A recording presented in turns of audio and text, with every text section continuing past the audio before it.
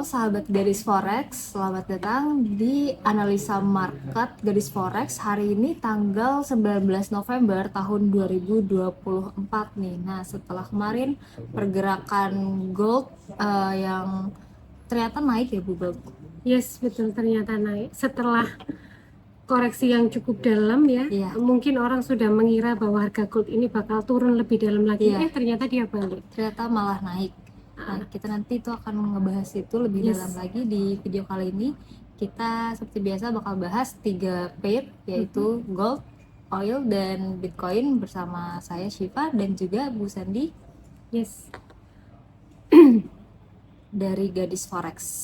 Nah, mungkin bisa diceritain dulu gak nih Bu, kira-kira ada aspek fundamental apa sih yang bisa menggerakkan harga market di gold kemarin itu bisa sampai naik? Ya, setelah penurunan ya. Jadi setelah hasil dari pemilu Amerika Serikat ya, orang-orang sedang merasakan antusiasme dengan Donald Trump ya kan, sehingga orang cenderung untuk masuk ke saham dan juga ke dolar.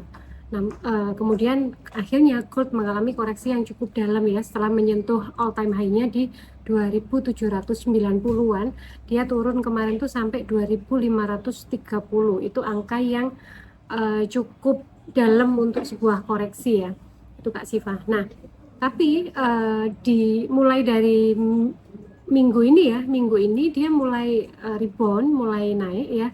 Ini dikarenakan di hari Sabtu dan Minggu kemarin memang ketika Donald Trump menyatakan bahwa dia tahun depan itu ingin menyudahi perang sivil ya, perang antara Rusia Ukraina dan juga negara-negara di Timur Tengah, ini disambut positif memang oleh Ukraina, tapi ada beberapa negara di Timur Tengah yang tidak ingin perang ini selesai. Mereka tetap inginnya perang gitu. Jadi itulah yang membawa harga emas kembali rebound naik dan juga harga oil ya itu naik Kak Siva. Itu sih. Jadi ini ke depannya menurut saya juga masih sangat volatile dan harga emas juga masih potensi untuk naik kembali ya. Nanti pertahanannya menurut saya bisa di 2630.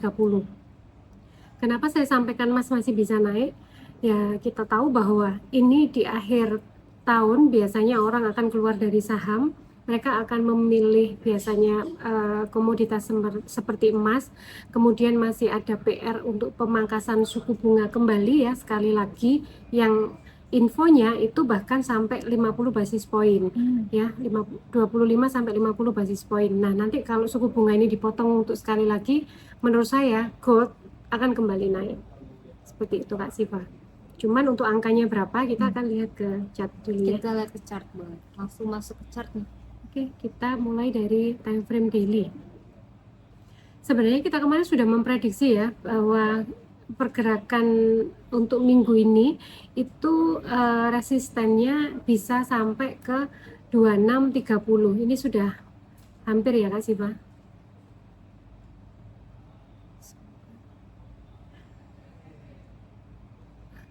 2630 itu kurang lebih berada di sini, berada di support 1 periode yang sekarang ya. Nah ini setelah candle di hari Jumat ya, ini ragu-ragu ya, hari Kamis, kemudian Jumat ini bawain candle kecil dan ragu-ragu. Senin kemarin dia benar-benar naik yang cukup percaya diri ya gold ini menurut saya. Sebentar. Nah ini dan dia hampir menyentuh ke S1-nya seperti yang kita sudah prediksi di Outlook Weekly ya, di video kita, di sekitar di 2630. Memang pertaruhannya di sini sih. Kalau 2630 ini break, nanti pertaruhannya adalah all time high yang sebelumnya. Nih di daerah 2680-an. Ya di sini. Nah, ini pertaruhan yang menurut saya cukup yang menentukan. Karena kalau gold ini nanti menyentuh 2680 dan dia break ke atas, menurut saya dia potensi untuk membentuk justru all time high baru. Ini akan tertembus kalau bisa melewati ini ya. Tapi kalau memang ini nanti tidak tertembus, ada potensi dia akan mengalami penurunan. Seperti yang kita pernah prediksi, kalau dia memang mau gold ini mau koreksi yang cukup jauh, dia harus bikin pattern ya. patternnya itu kemungkinan ada head and shoulder ya. Ini shoulder, ini headnya. Nah ini sedang bikin shoulder satunya. Shoulder kedua. Betul. Dan puncaknya kemungkinan berada di area sekitar ini ya 2680 sampai ini nanti 2630 di situ. Kalau ini memang ternyata bikin shoulder selanjutnya, kemudian break, ya sudah gold ini akan rontok, akan balik ke 2400-an menurut saya. Itu kalau memang gold mau dibawa turun kembali ya. Karena ada yang menyampaikan bahwa gold itu di harga yang sekarang ya, harga yang pernah dicapai 2700 itu ada yang bilang kemahalan gitu. Kemahalan mungkin aja ya. Padahal itu masih sangat mungkin Kak Siva. Kalau kita mau flashback ke belakang ya, ke tahun-tahun di 2013 ya kan, itu siapa yang menyangka gold akan ke harga 1900. Padahal angkanya gold kan di area sekitar 900, di 1000 US per troy ounce ya. Kemudian ketika terjadi krisis moneter di 2013, gold itu sampai 1920 harganya. Jadi menurut saya tidak ada pembahasan atau tidak ada istilah bahwa harga gold itu kemahalan atau terlalu murah. Jadi di market itu apapun bisa terjadi. Tuh, seperti itu ya Kak Sif. Kemudian kalau kita lihat H1,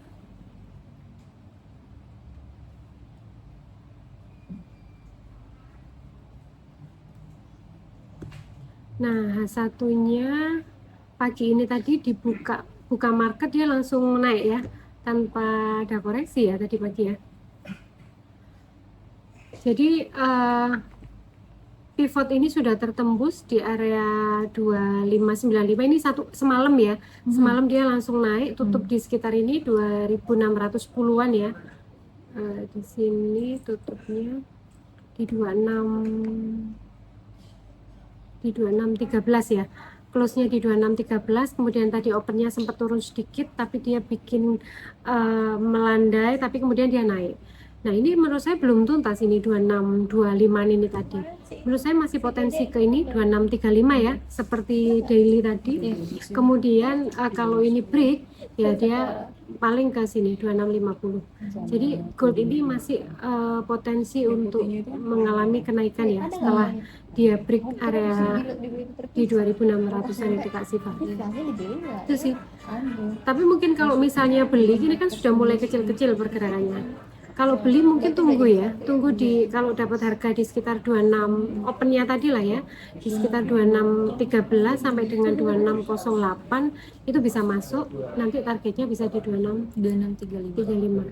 Atau kalau mau sell tunggu area 2635 sampai dengan 2650-an ya.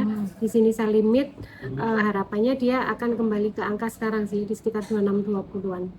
Itu Kak Siva untuk gold hari ini. Mau lanjut langsung ke oil? Boleh langsung ke oil ya, yang menurut saya cukup ini ya, kemarin headline di videonya kita itu kan memang kita memfokuskan ke oil ya. Iya. Borong oil gitu. Borong oil now. Aku nggak bisa naik. Oh, harus turun. Sorry. Yes, oil. Jadi kita kemarin udah sampaikan bahwa beli oil ya ketika dia di harga sangat murah, di bawah di bawah 70 US per barel ya. Dan benar ya kemarin ini, tapi kenapa TradingView ini ada pola yang patah ya? Kayaknya kalau di broker itu enggak sih. Kemarin ya ini kan tutup di sini, kemudian dia langsung buka di area 68. Tapi sebenarnya ini enggak seberapa ada gap yang signifikan ya. Tapi apapun itu kita udah sampaikan bahwa harga oil ini adalah harga tertahannya oil sejak tahun-tahun sebelumnya ya, kita sudah sering bahas. Dan harga idealnya oil itu memang di antara 70 sampai 80. Jadi kalau dia masih berada di bawah 70 ya buy ya. Tinggal kalau kita memang melihat supportnya misalnya sampai 65, ini kasih ketahanan dana sampai sekian. Kalau perlu malah kalau dia bisa turun di bawah lagi, kita average untuk buy ya. Tapi sekali lagi kita harus bisa menghitung ketahanan dana kita. Itu aja Kak Siva. Jadi kemarin kalau sahabat gadis forex ngikuti buy di area 66 atau 67 lah ya. Nah, sekarang ini sudah dapat sekitar 2 poin. 2 poin gede banget ya. Gede banget. Size Ya. oil. Untuk oil 2 poin itu kalau satu lot artinya sudah profit 2000 US dollar. 2000 US dollar. Betulannya dalam satu hari ya. Hanya dalam satu hari. Gitu. Dan oil ini menurut saya potensinya akan masih bisa ke area 70-an tetap. Apalagi sudah firm ya bahwa negara-negara Timur Tengah tidak mau menyudahi perang. Jadi mereka masih ingin tetap perang, dan kalau perang ini terjadi, salah satu yang pasti naik adalah oil gitu ya. Itu sih untuk prediksinya oil Kak Siva. Masih sama ya, kurang lebih sama yang kemarin juga. Kita lanjut aja kali ya. Boleh langsung kita ke Bitcoin ya. Ini berarti punya saya di mana nih? Oke, Bitcoin masih bingung kayaknya Masih bingung. para investor Bitcoin ya, setelah dibawa naik dari area 68 ke area 93 ini memang cukup signifikan naiknya. Kemudian beberapa hari ini dia baru konsolidasi ya. Menurut saya ini mereka sedang istilahnya itu masih koleksi di area sini ya, sebelum nanti dia akan dibawa naik. Tapi kadang hati-hati Kak Sif, biasanya pergerakan dia mau break dari pattern ini tuh biasanya ada gerakan false break. Jadi ada potensi dia turun dulu yang lebih dalam baru dia dinaikkan. Contoh kayak ini misalnya ya, ini kan naik ya, kemudian dia dikoreksi turun cukup dalam, jauh, baru naiknya malah gede lebih banget tinggi gitu. ya, betul. Nah seperti itu. Saya kemungkinan di sini juga akan bentuk pola yang sama. Jadi hati-hati kalau dia misalnya koreksi yang lebih dalam dari sini ya, sekitar ke misalnya 86 di sini masuk sudah. Kalau dia misalnya diturunkan sampai ini 82 katakan sudah masuk buy ya. Nanti targetnya sekali lagi ketika ada pola cup and handle di time frame monthly ya, proyeksinya masih di harga 110.000 US per koin. Jadi masih sangat potensi cuan ya kalau kita dapat harga di antara 86 sampai 82 ini. Itu Kak Siva, masih beli untuk Bitcoin. Masih beli. Siklus turunnya belum selesai menurut saya. Masih dia akan lanjut naik. Masih akan lanjut lagi. Itu Kak Siva. Oke, ada tambahan lagi Bu Sandy? Kayaknya cukup, cuman mungkin mengingatkan untuk sahabat gadis forex ya. Jadi nanti malam adalah acara yang kita tunggu-tunggu ya. Kita ada workshop selama 3 hari, dan di situ juga kita akan ada kontes trading yang berhadiah sebesar 100 US dollar untuk pembukaan akun real ya. Kita bekerja sama dengan salah satu broker yang cukup terkenal dan cukup lama ya di dunia futures ini, broker lokal di Indonesia. Nah nanti di acara kita akan sampaikan seperti itu Kak Siva. Join, buat yang mau join masih ada kesempatan sampai jam 6 sore. Yes, Karena ini bakal masih kita buka. Oke. Cukup sekian dari Gadis Forex, saya dan Bu Sandi pamit undur diri. Semoga apa yang kita sampaikan hari ini bisa bermanfaat dan bisa membuat teman-teman lebih cerah dalam mengambil keputusan di tradingnya teman-teman gitu. Oke, see you in the next video. Goodbye. Goodbye.